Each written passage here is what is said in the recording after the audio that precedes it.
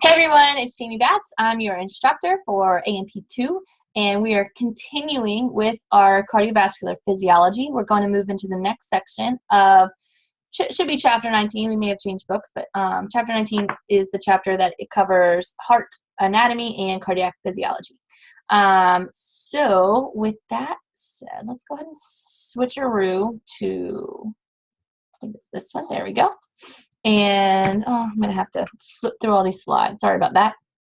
It gives us a little reflection of all the things that we've learned in this chapter, from heart valves to atherosclerosis to all of the ins and outs of the cardiac cycle, systole and diastole and lub and dub and cardiac output and Purkinje fibers and all this fun stuff.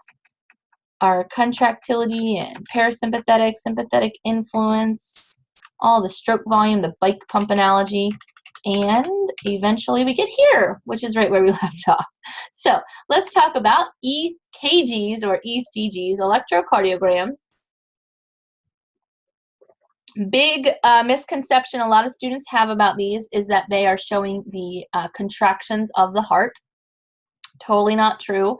I guarantee as many times as I say this, I will still have a few students that write down when I ask the question that it is the contractions. It is not the contractions.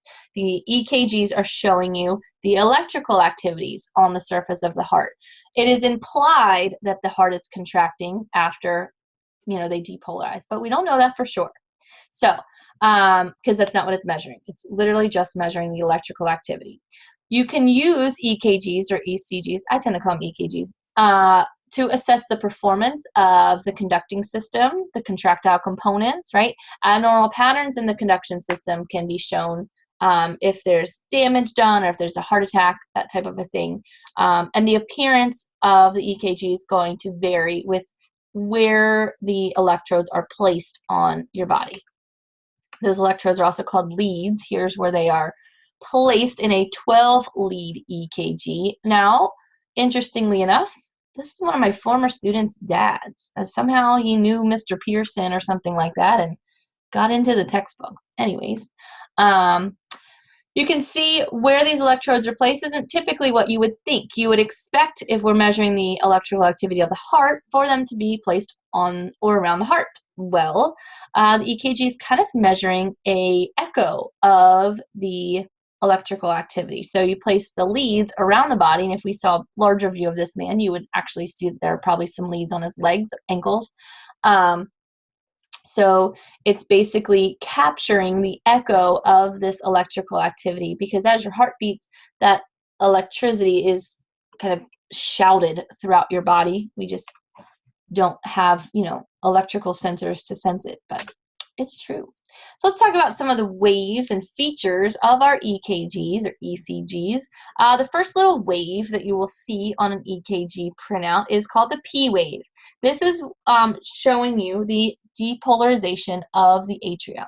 The atrial will begin contracting about 25 milliseconds after the P wave starts. So remember, the EKGs are not showing you the contractions, they're showing you the depolarizations and repolarizations, or the electrical activity, right?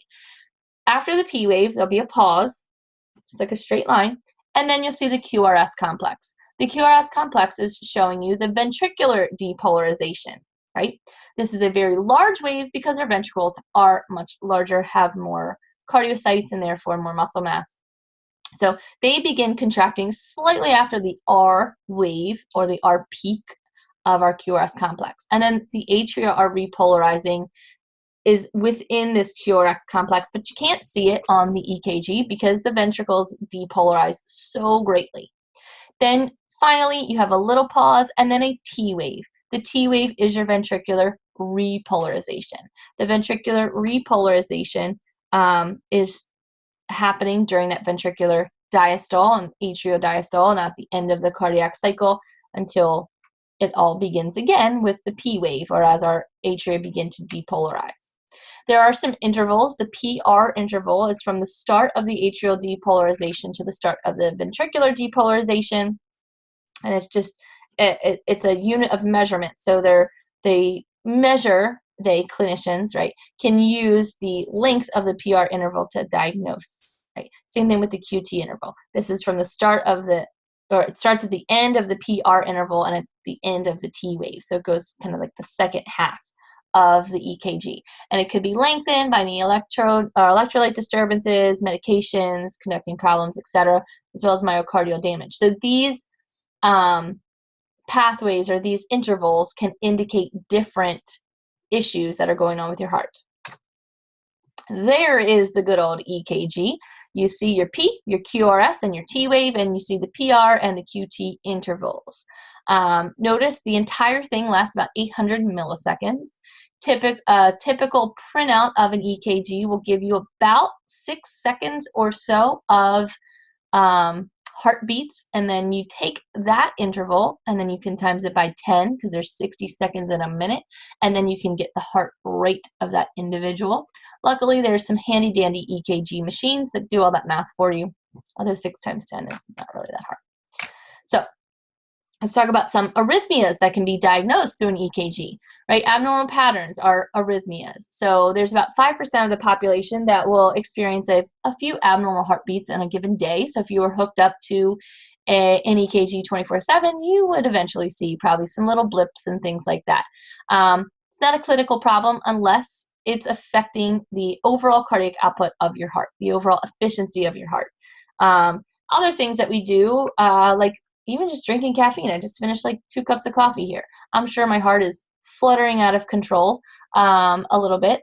My palms are sweaty, right? That's got a little bit of sympathetic activation going, but I'm a typically a little bit of an anxious type A person anyways, but that could show up on an EKG as a little bit of an arrhythmia, although I'm pretty healthy. I run a lot. So one of the arrhythmias is called a premature atrial contraction, or a PAC, a PAC. This occurs a lot in healthy people. You have a normal atrial sinus rhythm going, but it's momentarily interrupted. Increased incidences can be caused by stress, caffeine, like me, various drugs that are basically increasing that excitability of your SA pacemaker. So normal ventricular contraction follows that atrial heartbeat. So this would be a premature atrial contraction. You can see here, kind of on this last heartbeat, where that is, right? You see that T wave is there. There's no pause. It starts right again, right? There's not a whole lot of diastole going on in between those 2 beats. And that's how most EKGs look. They'll look normal, normal, normal, abnormal, normal, normal, normal, abnormal, right? They'll kind of have a little bit of a normalcy to them unless there's a serious problem.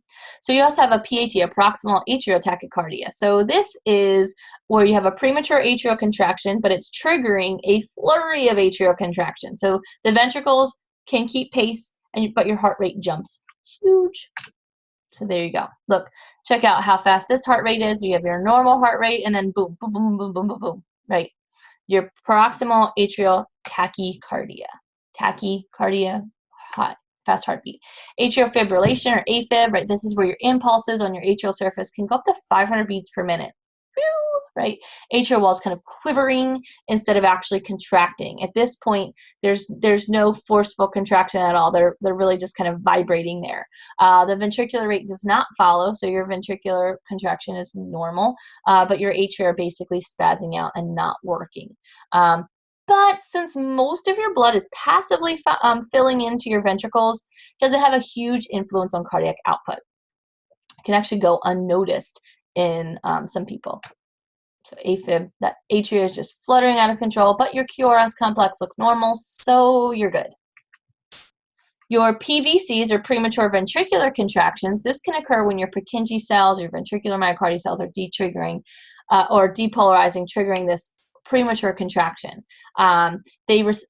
These cells are responsible for creating this thing called an ectopic pacemaker, or kind of a rhythm that's established other than from what your SA node is putting out. So there could be single PVCs, that's not dangerous, but frequent PVCs can be increased by epinephrine, caffeine, other drugs, or hormones. They can depolarize the cardiac cells very quickly and can cause damage. So typically you will feel the PVCs. This is that flutter that you sometimes get in your chest, and you're like, whoa, what was that? That didn't feel right. It's probably a PVC. Stop drinking caffeine. So, or lay off the stimulants. So there's your PVC. You have your T wave, and then you don't even have a P wave anymore. It's just like, whoop, it just contracts. So you also have ventricular tachycardia, or VT or VTAC as it's sometimes called.